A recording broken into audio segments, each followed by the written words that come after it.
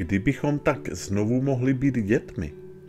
Mohli bychom se chovat naprosto sobecky, neměli bychom strach vyjádřit se zcela upřímně a nebáli bychom se vyrovnat se s některými lidmi tak, jak to považujeme za správné. A hlavně bychom se nebáli následného odsuzování. Kdybychom znovu byli dětmi, mohli bychom být nezodpovědní a nezralí, protože nikdo by to od nás neočekával. Od dětí nikdo neočekává zodpovědnost a zralost. Neměli je ještě kdy získat. No dejme stranou plané naděje. Už nejsem dítětem a pokud se právě díváte na toto video, tak zřejmě ani vy. Jako dospělé osoby musíme jednat s různými lidmi, ať už do našeho života přinášejí světlo a radost, nebo z nás vysávají duši. Proto je důležité, abychom věděli, jak máme přistupovat a jednat právě s těmito osobami, které z nás vysávají duši a které nám umí kazit radost ze života. Myslím, že vy víte velmi dobře, koho mám na mysli. Negativní lidi.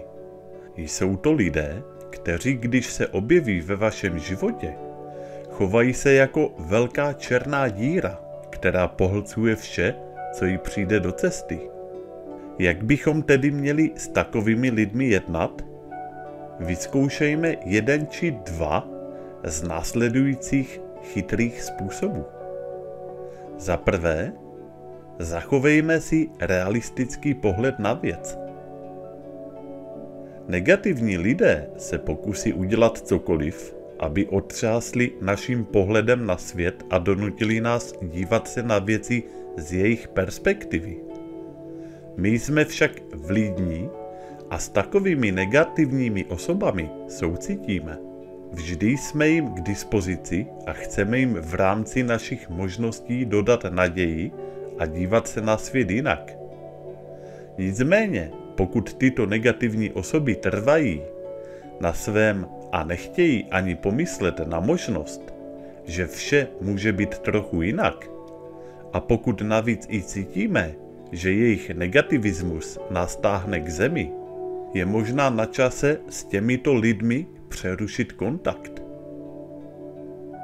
Za druhé, určeme si pozitivní hranice. Máme-li k životu pozitivní postoj a od lidí v našem životě očekáváme totéž, negativní lidé v naší blízkosti nebudou mít na výběr. Buď se začnou na věci dívat pozitivněji, nebo budou muset z našeho života odejít. Možná se vám to zdá být kruté, ale určení hranic je ve skutečnosti docela zdravé jak pro vás, tak pro pochybovače. Za třetí, svůj názor si nechme pro sebe. Nebo ještě lépe, netvořme si žádný názor. Každý z nás se vyvíjel jinak a zdá se, že negativní lidé ve svém životě neměli tolik štěstí jako někdo jiný.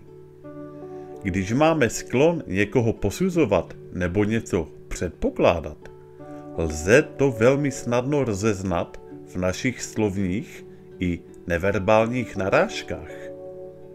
Je proto velmi důležité naučit se nesoudit druhé či netvořit si dohady, zejména chceme-li vyřešit situaci, kterou má na svědomí nějaká negativní osoba. Za čtvrté, chovejme se zrale. To nejjednodušší, co můžeme udělat, je snížit se na úroveň dítěte a začít druhým nadávat či chovat se impulzivně. Ale pamatujme, už víc nejsme děti. Je důležité, abychom se naučili přistupovat k náročným situacím s respektem, zrale a citlivě. Za páté, více se usmívejme. Úsměv je jednoduchý, nepřímý způsob, kterým negativnímu člověku dáváme najevo, že svět nakonec není až tak temné místo. Negativní lidé často vyrůstají s představou, že svět je zkažený nebo že vše je proti ním. A když selžou, všechny naše pokusy přesvědčit je, že tomu tak docela není, náš úsměv je může přesvědčit, že je možné dívat se na svět i jinak. Za šesté, na nějaký čas se negativním lidem vzdalme. Někdy se prostě potřebujeme od negativních lidí distancovat, což je docela v pořádku. Každý z nás má své meze a sneseme jen tolik, kolik dokážeme.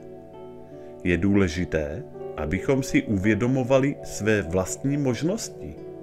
Pokud je to nutné, vyhýbejme se situacím, které jsou nad rámec našich možností. Za sedmé, projevme trochu soucitu.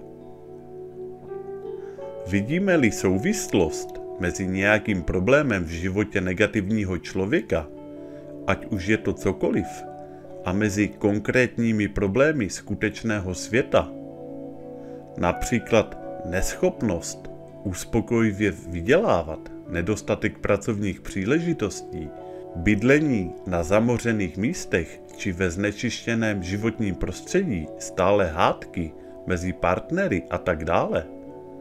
Obecně se díváme na situaci tak, jakou skutečně je.